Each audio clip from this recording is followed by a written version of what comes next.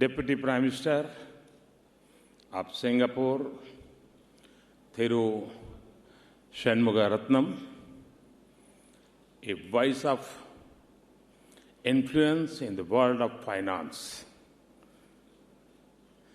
Mr. Ravi Menon, Managing Director of Monetary Authority of Singapore, a leading institution in fintech. Tens of thousands of participants from over 100 countries.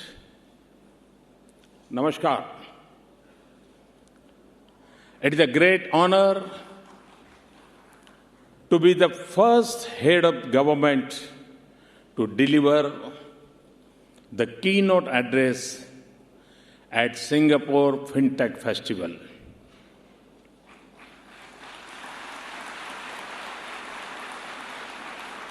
This is a tribute to the youth of India with its eyes firmly fixed to the future.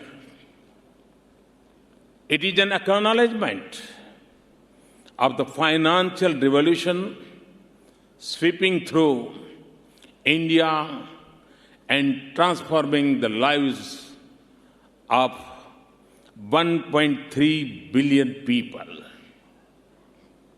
This is an event of finance and technology.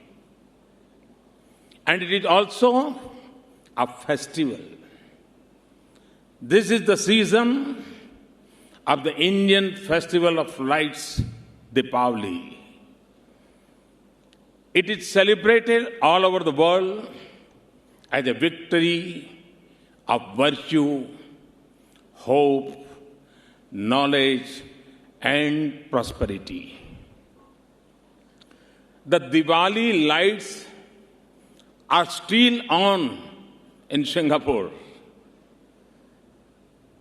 The FinTech Festival is also a celebration of belief. Belief in the spirit of innovation and the power of imagination.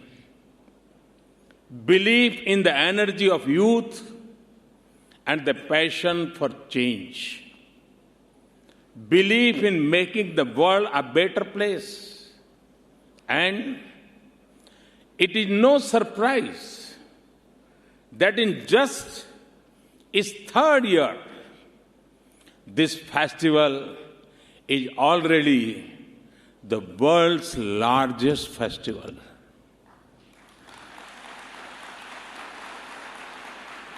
Singapore is a global hub for finance. And it is now taking a leap into the digital future of finance. It is here in June this year that I launched India's RuPay card and the first international remittance mobile app using India's world-class unified payment interface or BHIM UPI. Today, I will have the honor to launch a global platform to connect fintech firms and financial institutions, beginning with ASEAN and Indian banks and fintech companies. India and Singapore are also working to connect Indian and ASEAN small and medium enterprises anchored on an Indian platform and expand it globally. Friends, I've heard of an advice going around in startup circles to increase your venture capital or VC functioning of 10%. Tell the investors you run a platform, not a regular business. If you want to increase your VC funding by 20%, tell the investors that you are operating in the fintech space. But if you really want the investor to empty their pockets, tell them that you are using blockchain.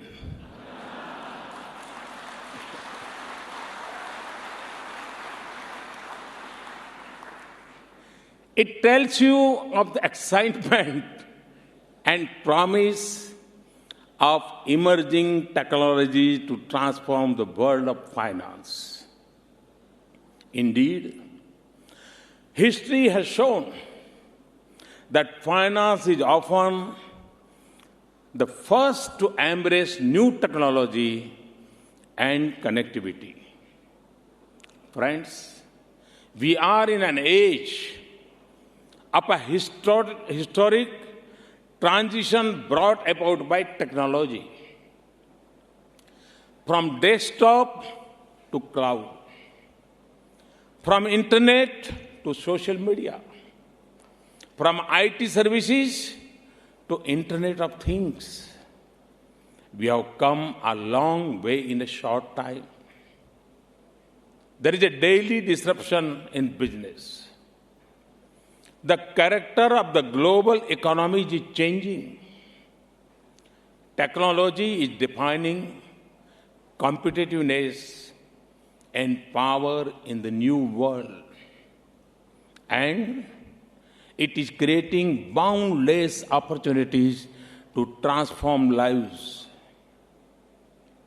I had said at the United Nations in 2014 that we have to believe that development and empowerment can spread with this same speed at which Facebook, Twitter, or mobile phones have spread. Across the world, that vision is rapidly changing into reality. In India, it has transformed governance and delivery of public services. It has unleashed innovation, hope, and opportunities. It has empowered the weak and brought into mainstream those who were on the margins. It has made economic access more democratic. My government came to office in 2014 with a mission of inclusive development that would touch the lives of every citizen, the weakest in the remotest village. That mission needed a solid foundation of financial inclusion for all, a task that was not easy in a country of India's size. Yet, we wanted to achieve this in a month, not years, that conventional wisdom suggested. With the power of fintech and the reach of digital connectivity, we have started a revolution of historic speed and scale. To begin with, the financial inclusion has become a reality for 1.3 billion Indians. Friends, we have generated more than 1.2 billion biometric identities called Aadhaar or Foundation in just a few years. With our Jan Dhan Yojana, we aim to give a bank account to every Indian. In 3 years, we have opened 330 million new bank accounts. These are 330 million sources of identity, dignity, and opportunity.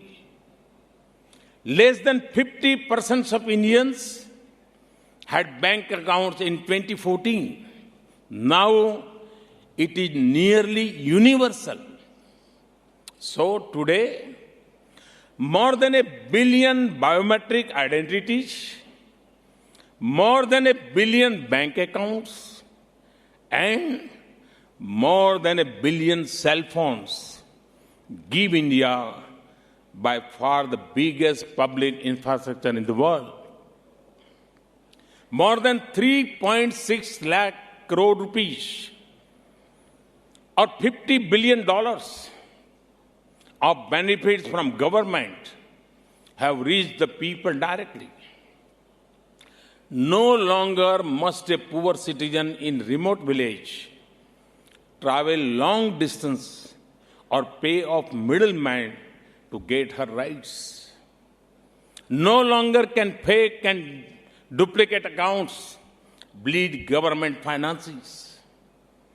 We have saved about 90,000 crore rupees or $12 billion in prevented leakages. Now, millions who lived on the edge of uncertainty receive insurance in their accounts and have access to the security of pension in old age. A student can get her scholarship directly into her account. No longer will she be lost in endless paper chase. Banking has come to doorsteps, even in remote villages, through 400,000 micro ATMs based on Aadhaar. And now, this digital infrastructure has helped launch the world's largest healthcare scheme this year. Ayushman Bharat will provide affordable health insurance to 500 million Indians.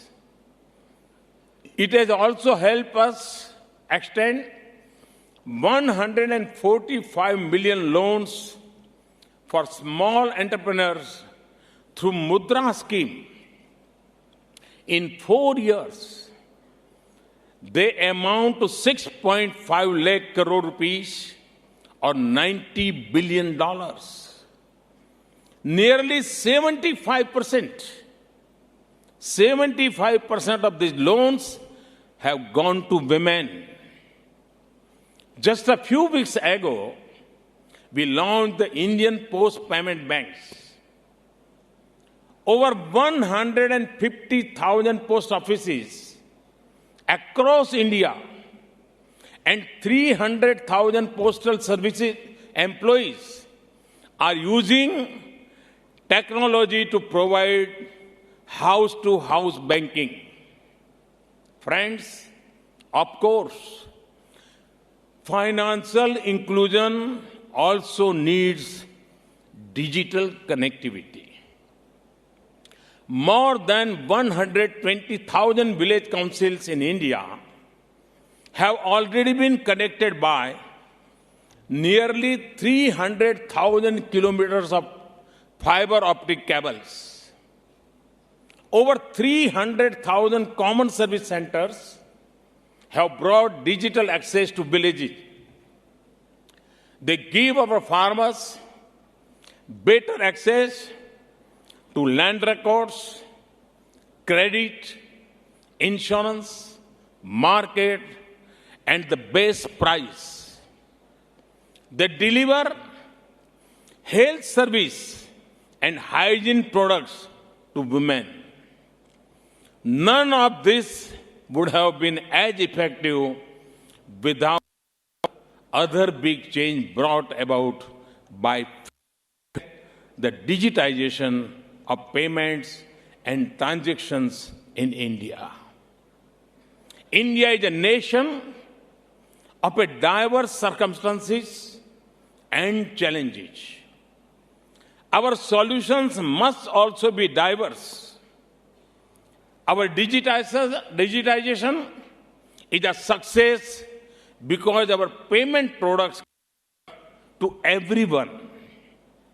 For those with mobile and internet, the BHIM UPI is the world's most sophisticated, simple, and seamless platform for payments between accounts using a virtual payment address.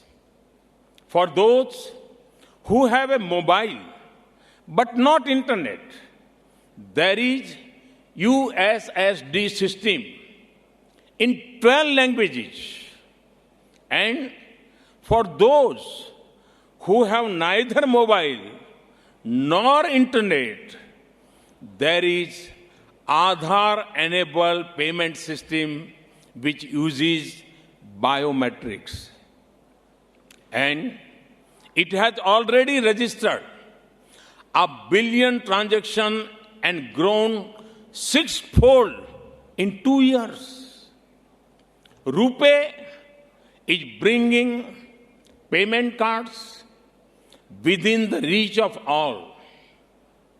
Over 250 million of these are with those who did not have a bank account for years ago. From cards to QRs and wallets, digital transactions in India are growing rapidly. Today, 128 banks in India are connected to UPI. Transactions on UPI grew 1,500 times in the last 24 months. Every month, the value of transaction is growing by over 30%. But more than the pace, I'm inspired by the opportunities, efficiency, transparency, and convenience that digital payment is generating.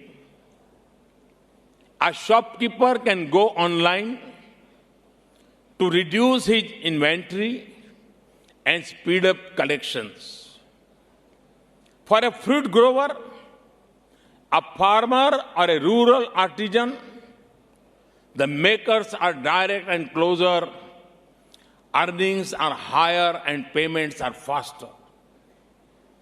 A worker collects wages or remits money home quickly without giving up a day's work. Every digital payment saves time. It adds to a huge national saving. It is increasing productivity of individuals and our economy. It has also improved tax collection and inject fairness in the economy. Even more, digital payments are a gateway to a world of possibilities. Data analytics and artificial intelligence are helping us build a whole range of value-added service for people. This includes credit to those with little or no credit history. Friends, financial inclusion also extends to micro, small, and medium enterprises. They are all coming on the nationwide goods and services tax digital network launched just over a year ago. Banks are reaching out to them with credit. Alternative lending platforms are offering innovative financing models. They no longer have to look at informal markets for credit at high interest rates.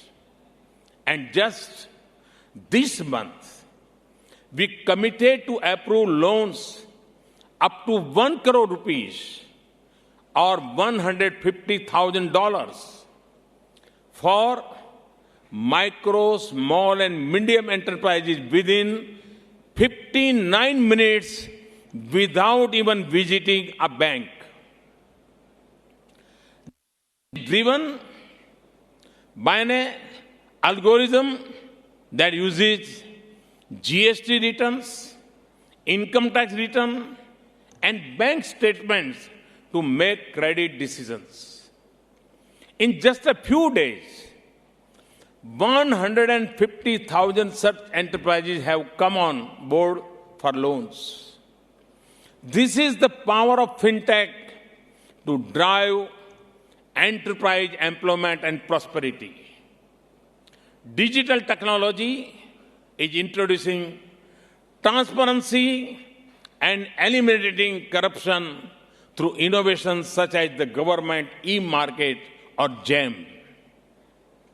It is an integrated platform for purchase by government agencies. It provides everything: search and comparison, tender, ordering, contract generation, and payment. It already has 600,000 products, nearly 30,000 buyers organizations, and more than 150,000 sellers and service providers are registered on this platform. Friends, there is an explosion of fintech innovation and enterprise in India. It has turned India into a leading fintech and startup nation in the world. The future of fintech and Industry 4.0 is emerging in India. Our youth are developing apps that are making the dream of paperless, cashless, presenceless, and yet safe and secure transactions possible for all. That is the wonder of India's tech, simply the largest set of application programming interface in the world. They are using artificial intelligence, blockchain, and machine learning to create solutions for banks, regulators, and consumers. And they are also embracing our nation's social missions, from health and education to microcredit and insurance. This enormous talent pool in India benefits from the ecosystem created by initiatives such as Digital India and Startup India, and by supportive policies, incentives, and funding programs. It also helps that India has the largest data consumption in the world and the cheapest rates for data, and one of the top nations in fintech adoption. So, I say this to all the fintech companies and startups: India is your best destination.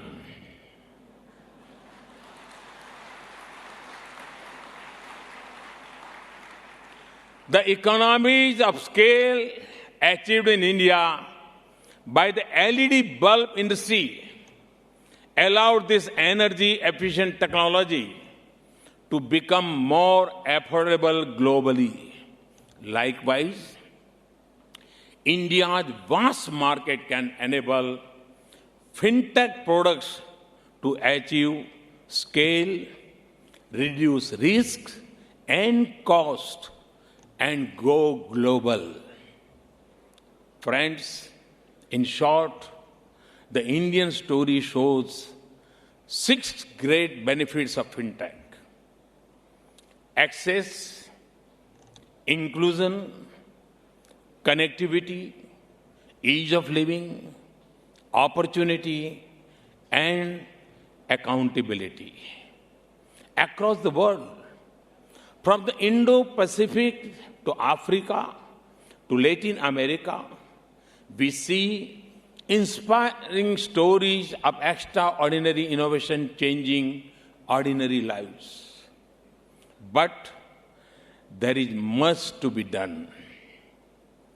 Our focus should be Sarvodaya, development of all, through Antyodaya, that is, development of the most marginalized. We must bring the unbanked 1.7 billion people in the world into the formal financial market. We must extend the security of insurance and pension to more than 1 billion workers in the informal sectors worldwide who still do not have it. We can use fintech to ensure that no dream remains unfulfilled and no enterprise remains stillborn because of lack of access to finance. We must make banks and financial institutions more resilient in managing risks, fighting frauds, and dealing with disruption of traditional models. We have to use technology to improve compliance, regulation, and supervision so that innovation flourishes and risks are contained. We must use fintech tools to combat money laundering and other financial crimes. The emerging world of finance will succeed in our interconnected world when our data and systems are trusted and secure. We have to make our globally wide system safe from cyber threats. We must also ensure that the space and the push of fintech work to the advantage of the people, not to the disadvantage that technology in finance ensures improvement of the human condition through direct contact with the most marginalized.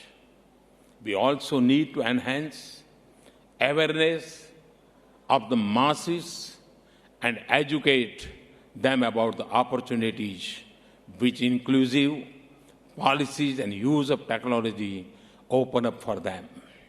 For this, fintech will need to be not merely a mechanism, but a movement.